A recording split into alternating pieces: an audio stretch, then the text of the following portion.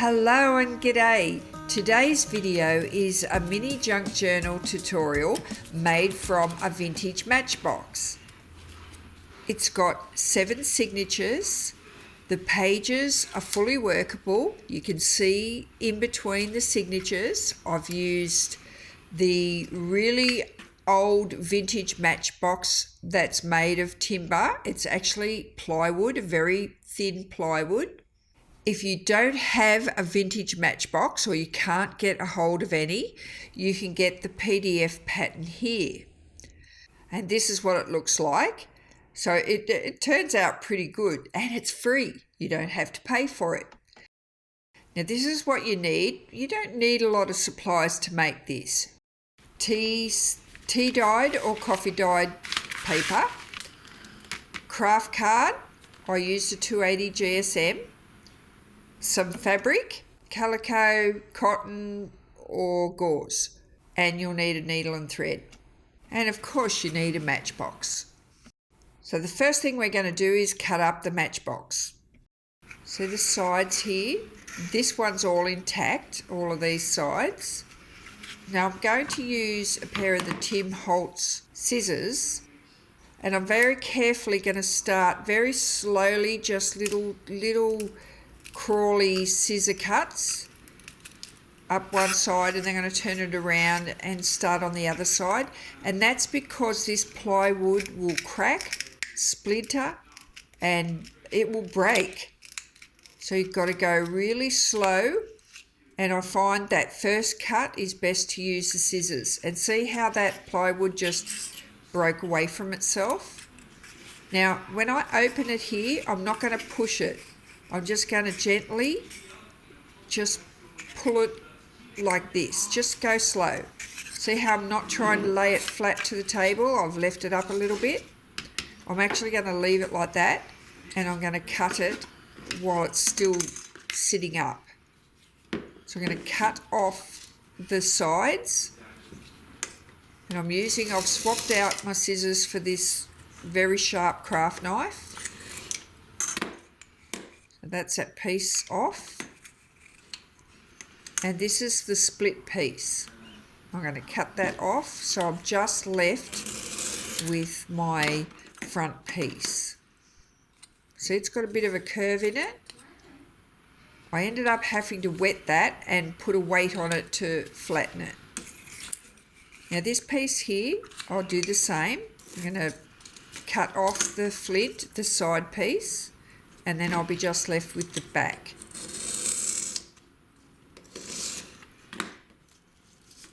Don't force anything. Seriously, this stuff will crack. So now I've got my front, my back, and I'm going to use the other side of the matchbox that did not split. These 2 pieces here, I'll just put away, use it for something else. Even though if you only had one side, once you glue that split side down on a piece of card, on the craft card, it would hold itself together. Now I'm going to glue these pieces onto the craft card cover. And see here, I'm going to put them right on the edge, like this one here, because the border of the matchbox will be the border of the book. Now I'm going to use my matchbox as the measurement to make my cover. I'm going to leave a 1mm gap between the back and the side, and a 1mm gap between the side and the front. And then I'm just going to cut that piece out. I use a square ruler. It helps me to make sure everything's nice and square. So I'll glue down my back piece first. Now I'll give you a warning. Make sure your back piece is on the left of the cover. You don't want to put your book together the wrong way around. It will turn out upside down. So make sure that is on the left side. Don't force anything, just sit it there and push it down. And just make sure that's flat or flush with the edge of the cover.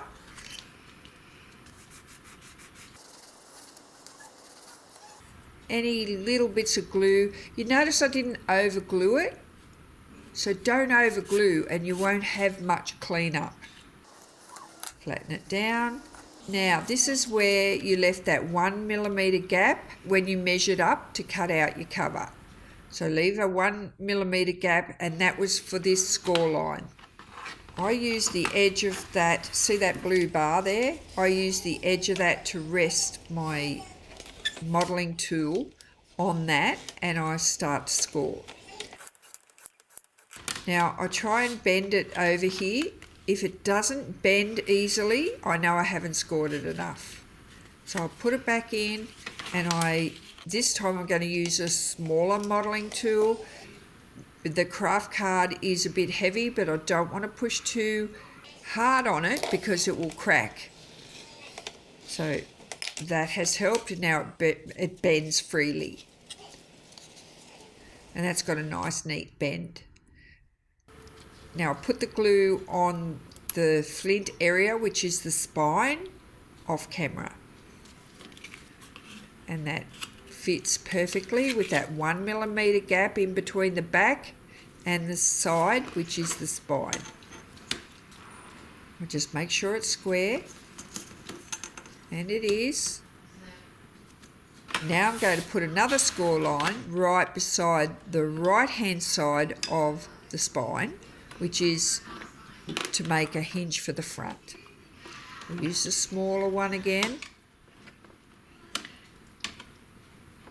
And just score down there.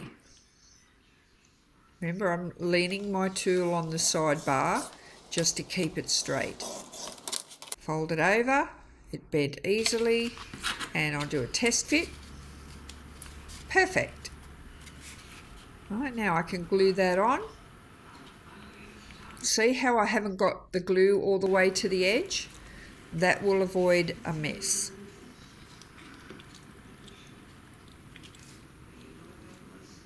And just push it on gently, nothing forced. Take your time. This sort of project is a sort of project that you can't rush. You've got to treat it gently. Square it all up while that glue's still a little bit slippery, so you can move it around. And push it down and make sure those edges are perfectly aligned. Oh, that's the cover made. All I do now is fold them over like that and make sure they match and leave it to dry. Now we'll go on and make the signatures, which are the pages. I've made a pattern for the pages, and you cut your pages using the outside line. You need it to be bigger than your cover. Just fold your paper in half, then in half again.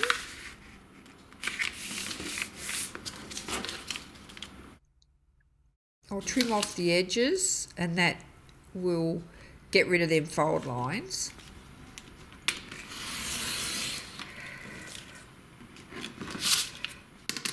You don't want to be cutting out this little piece of paper one sheet at a time. And cut off the other fold line on the other side, and that'll separate all of these folded sheets. Now make another cut. Move that along and cut it again. You've got a bit of paper there on the left hand side that you can put aside to recycle. Nothing wasted. Now you pick up 3 pieces. There's 3 pieces per signature. Fold that in half and put it in your pile. We need 7 of those. So 3 pieces, so that's 3 pages, fold it in half, and you need 7 of them. 7 groups of 3. If you're not sure what a signature is, I'll put the video link below on what is a page signature. Now we'll go back to the template and we're going to use this inside line here. That is what we're going to trim this group of signatures back to. The reason we do this is so that they're all totally even. I don't normally clip together. I've done it this way just to show you, because the clip stops the papers from laying flat. So you need a flat clip.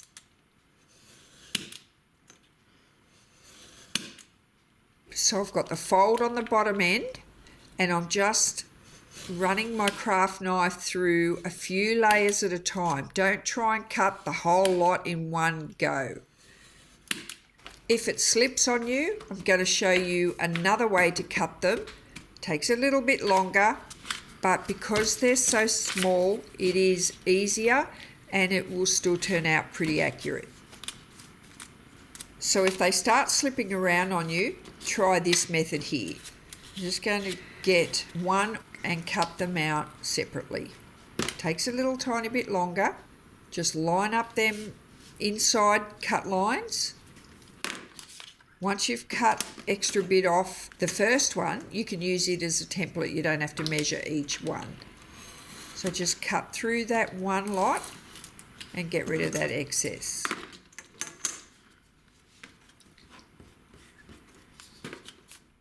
So now the top and bottom of your pages will be trimmed perfectly the same. The top and the bottom will be nice and even. So using my first signature, I'm now cutting the second one. So I'll put the second one aside and use the top one again to cut all of them out. So I'll go through and do that to all 7. And then we've only got the width of the book left to trim. Okay, so top and bottom done. And see how they're all sort of, that they're even top and bottom?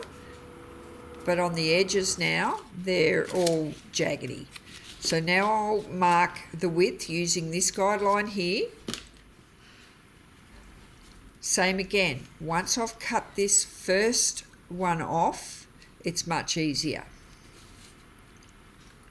This time I'm going to cut a group of 3. So whatever you're comfortable with, like if you want to try and cut through the whole lot of them, just beware, because it's a small group of pages, they could slip all over the place.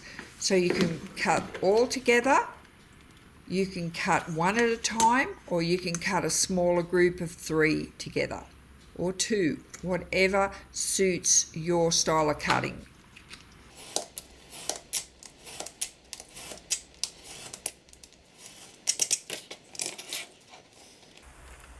So I'll put the bottom 2 aside and use the top one again as my template.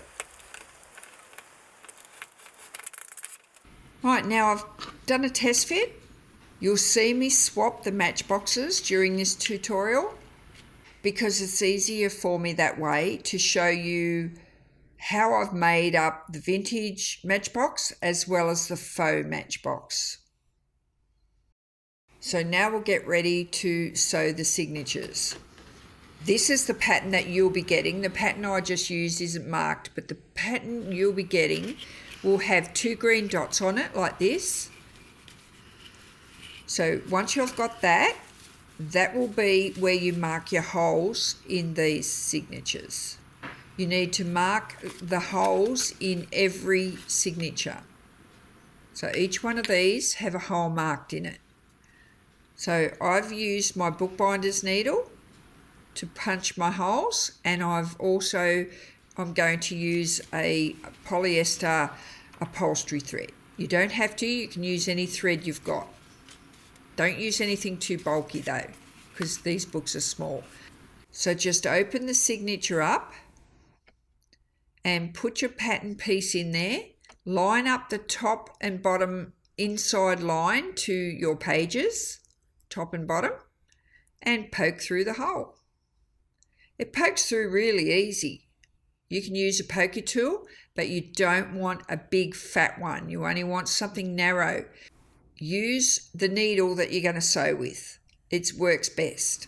So once you've poked that hole through, I'll show you a quicker way as we go. So first stitch in, come back through the other side and back to the centre. Cut it off and tie a double knot.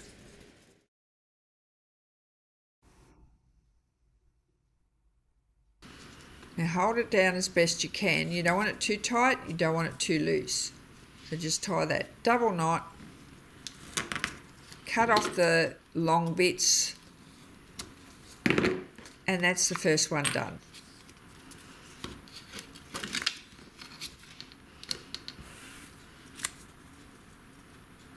Do it again this time, I'll clamp it.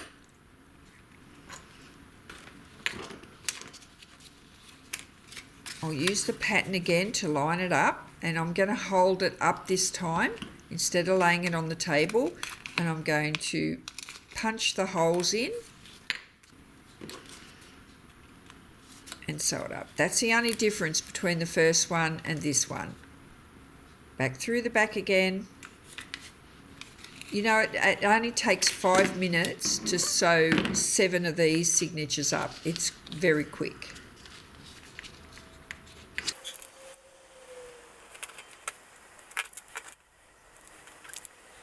Now this time I'm showing you how to do it without the clamp. It depends on your experience.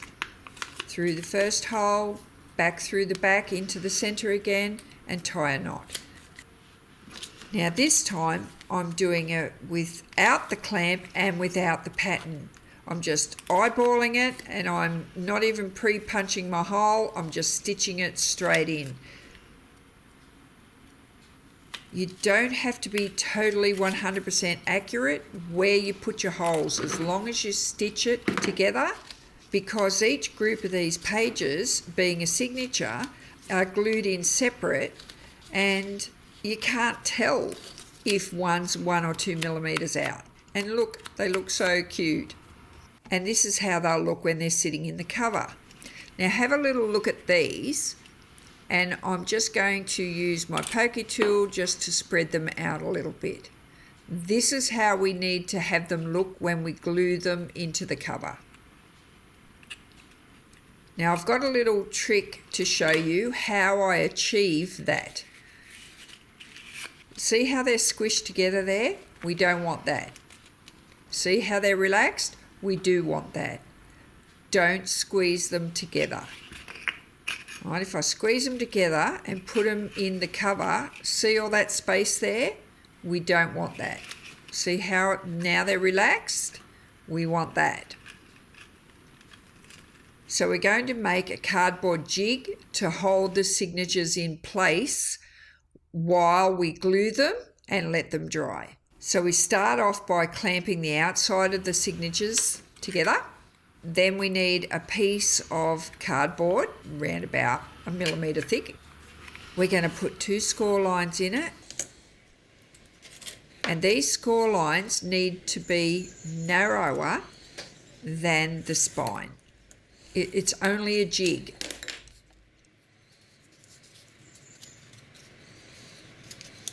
You've got to make sure it's square. It's got to be narrower than this spine area. See how there's a little gap there? I want a gap on both sides. So I'm just going to make it just over 1/2 inch, which is 15 millimetres. I can't give you a pattern for this one. You need to make it to fit your particular cover size. So I'll put another score line there, and I'll check the fit. So this jig has to fit inside the cover, and then the pages have to fit inside the jig. See that?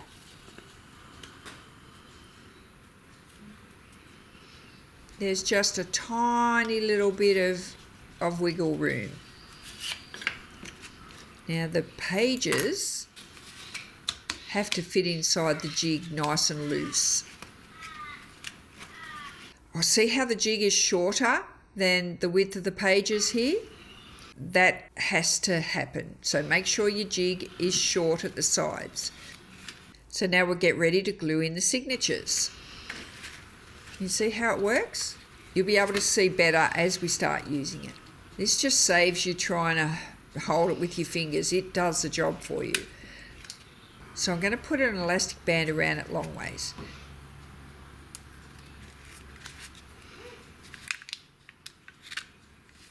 Now see how that elastic band's a little tight? It's pulling it in a little bit too tight. See how big that gap is there? I don't want that big a gap. So I'm going to take the band off and I'm going to give it a little stretch. And I'm going to put it back on. And it's nice and loose now. But see how all the spine area there of the signatures have loosened up a little bit and it's become wider. That's much better. That's what I'm looking for. I need that little bit of width between the signatures. Now we're going to use PVA glue. This is a nice thick glue. And some gauze cloth or cheesecloth. And here's a nice tip. Put your glue directly onto your glue mat. It is easier to work with. You don't have a bowl to clean up then either.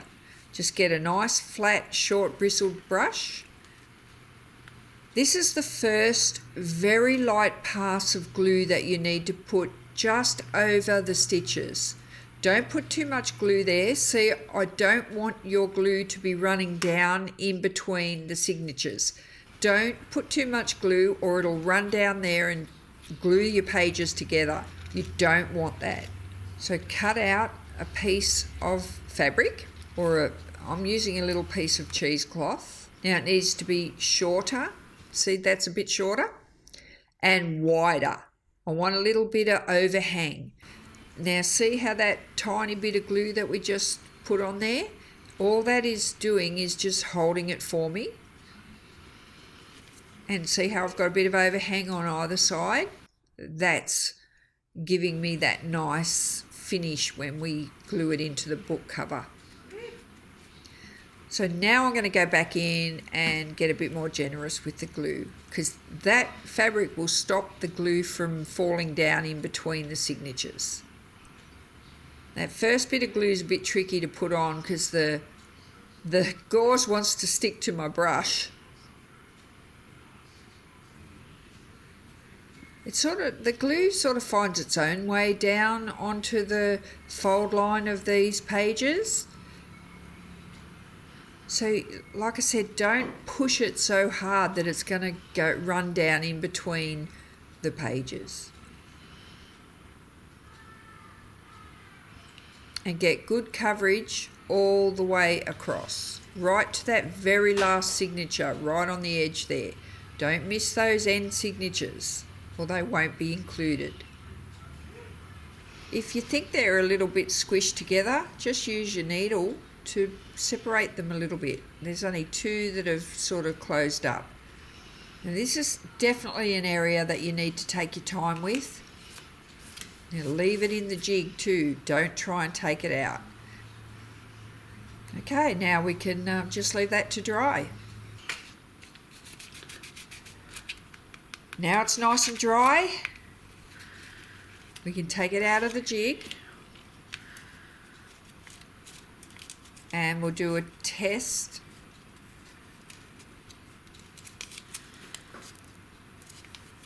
Open up each group of pages and it's stuck together there. This is the only area that it done this.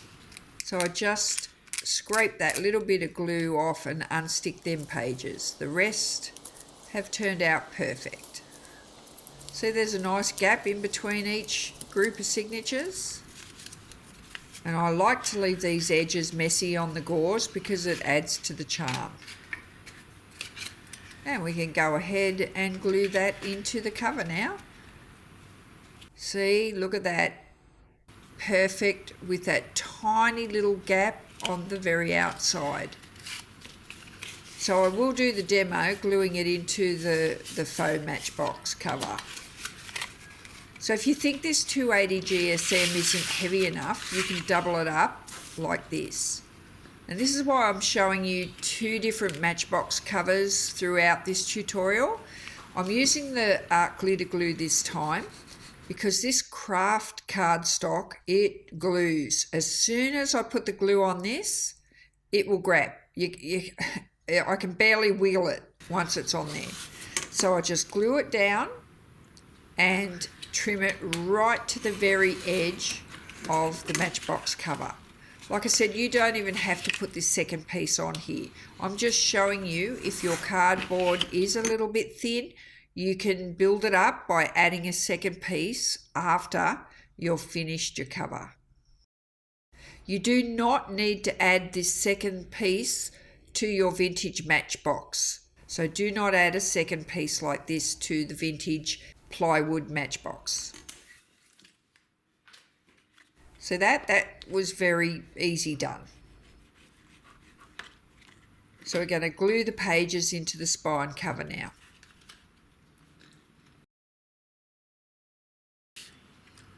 So put the glue on the glue mat again. It's the same method whether you glue it into this faux Matchbox or the real McCoy Matchbox. So lay some glue onto the spine.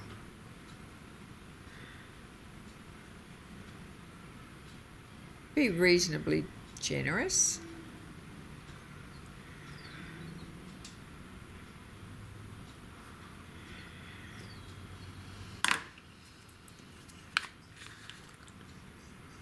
And just sit it in place. Check the top and the bottom that you're got an even amount at the top and the bottom, the left and the right side, or the front and the back cover.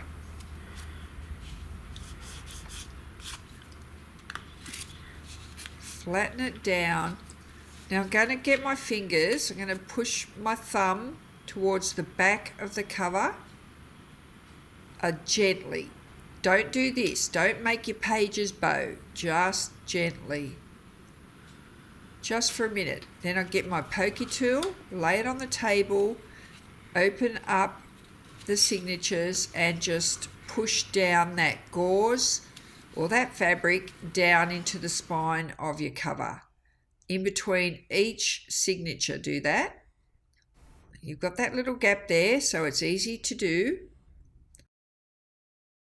I'm going to do the same on my vintage Matchbox, just to show you it's the same. Now I'm just going to do exactly the same. Put my first page into the front.